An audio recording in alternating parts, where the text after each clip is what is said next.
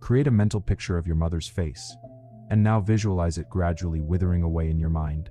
The wrinkles on her face, the color of her eyes, the way she smiled, all of these fine details are now blurry in your memory. We forge our identities through memories, and losing these memories is the same as losing ourselves, which is terrifying. Amnesia is the condition in which all our memories get slowly erased from our brain until, eventually, there's nothing left to erase. Understanding the experience of amnesia can provide a powerful and unsettling perspective. One of several virtues of art is that it empowers us to understand the minds of others. But is this attainable with the slow and horrifying decay of the mind? In an attempt to make sense of it, we must examine a few individuals and their work. The Drawer of Memory is a short film that mixes surrealism and 3D animation to focus on human emotions and memories. It takes inspiration from Salvador Dali's work, particularly his painting Anthropomorphic Cabinet, in which the figure, like the old woman in the film, uses drawers to store memories. It's the story of an old woman who lives alone in a tower. When she picks up an object, the hat for instance, she uses a set of drawers extending from her body to activate a series of memories that inform her that this is her husband's old hat. The film has utilized the drawers to show how memories are stored in our minds. The old lady's health deteriorates as the story unfolds.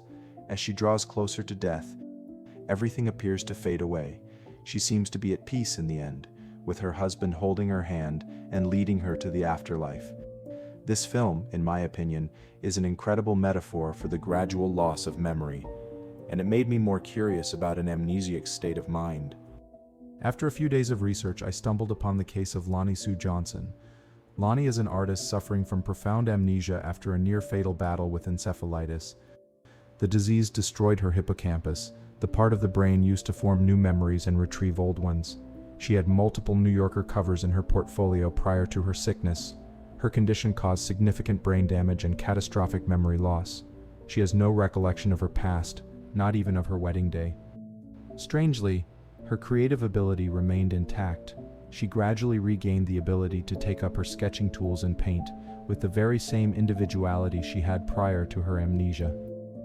She couldn't recollect much about many elements of music and art that she used to recognize thoroughly, but she was articulate and full of detail when asked how to prepare a watercolor palette.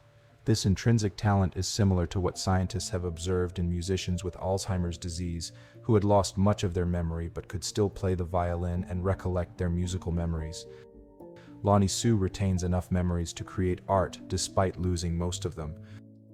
So, is it absurd to claim that an artist with amnesia experiences the world through their art? A similar case is of William Utermohlen, an American artist who was diagnosed with Alzheimer's disease at the age of 61. Throughout the next 5 years, he composed self-portraits that evoke a catastrophic decay of the mind, and eventually, the utter loss of self-conscience. To understand his state of mind, we need to have a look at these self-portraits. The intent of this particular portrait seems to depict the experience of living with Alzheimer's disease. In his reality, he sits in his prison, gazing out the window at the outer world. Here, he focuses on the shape of his skull as he knows the core of his disorder is within his head. His expression is grim, and he appears to be much older than in the previous portrait. In his perspective, he appears to have aged considerably. Through this one, William seems to mourn the demise of his memories.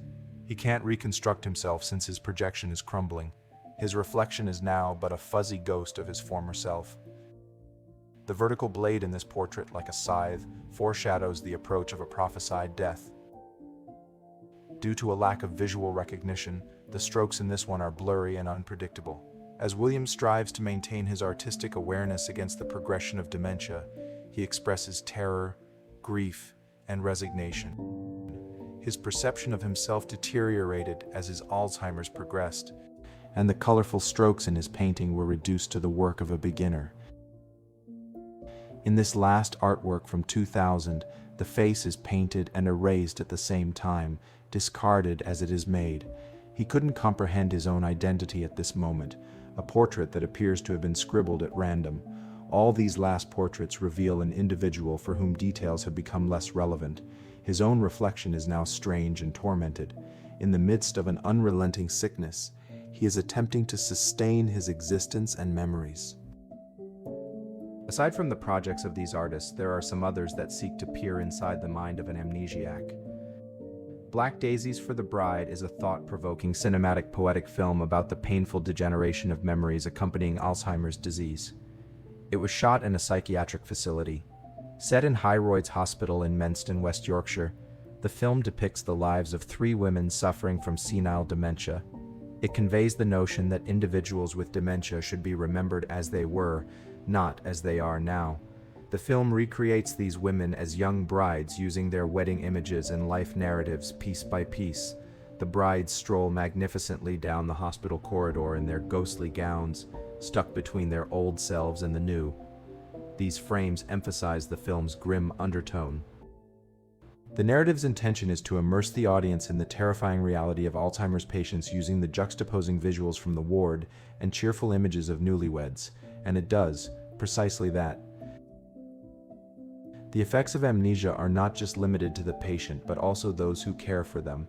Erwin Mortier, a Flemish poet, is one such individual. As he witnessed his mother succumb to Alzheimer's illness, he penned Stammered Songbook. It's a brief and poignant memoir, with Mortier narrating his nursing duties as his mother's symptoms worsened.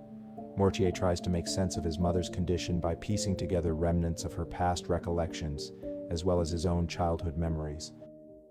It's about her fading memories as much as it is about her decaying body. Through his memoir, Mortier poses the question, what do we become when we lose our memories? And perhaps more importantly, how do you say farewell to someone who is lost in their own world?